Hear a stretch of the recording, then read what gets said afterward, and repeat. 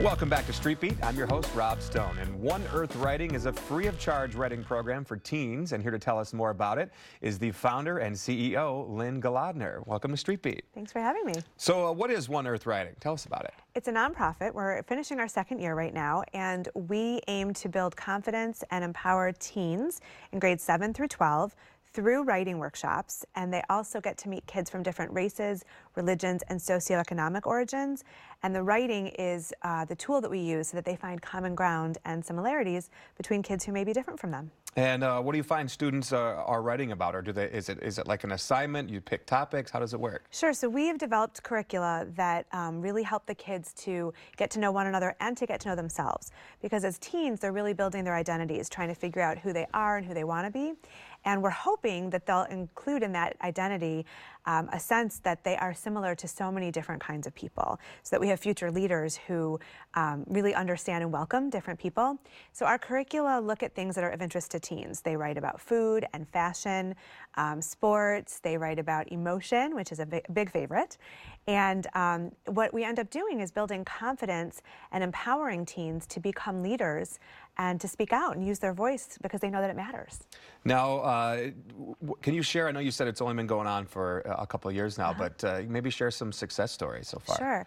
So we started as an organization that was going to go into schools, and we've done that.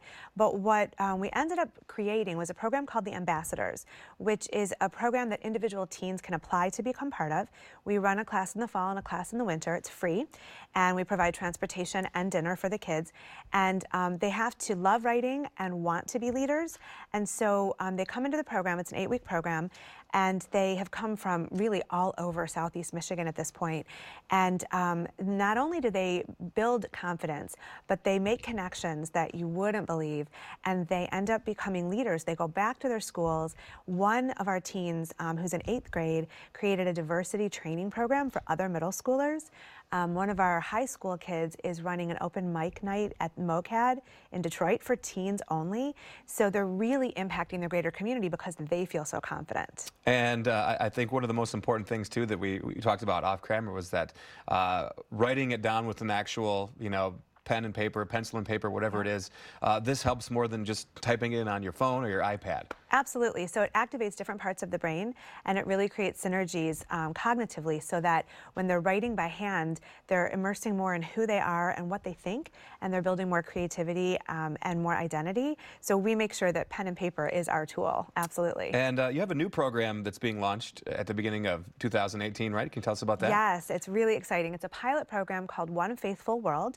It is for women and teen girls, so mother, daughter, aunt, niece, grandmother, granddaughter, and it's from Judaism, Christianity, and Islam, although we welcome any religion. We're looking for no more than 30 pairs of adult and teen girl, and they're going to look at the role of females in faith through writing. Okay. So, yeah. And you've actually written 8 books yourself. Yes. Can you tell us about what inspired you to first start writing and writing books? Well, I've been writing since I was old enough to hold a pen, so I don't know what first started me, but it's just sort of been who I am. And I've been lucky enough to make that part of my reality and my career. My most recent book came out a couple of years ago. It's called Holy Breads, and it's about how bread is significant to every community and every faith.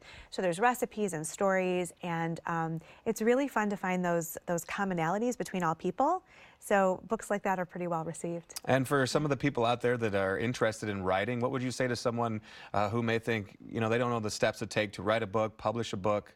What's the process like? Well, the easiest tip is to remember that 1 page a day is a book a year, and you can write a page. So if you sit down each day and you're writing something, and you do that every day as a habit, it's going to lead to a manuscript of work. It's definitely doable, but if you think about, publishing a big novel that's going to be on the New York Times bestseller list, that seems daunting. But if you think about writing 1 page today, you can do that. Perfect. Great advice. Thank you so much for coming on the show today. Thanks for having me. Absolutely. For more information, you can visit oneearthwriting.org. That's our show for today. Thank you to all our guests for stopping by, and thank you for watching Street Beat. Have a great weekend, and we'll see you next week.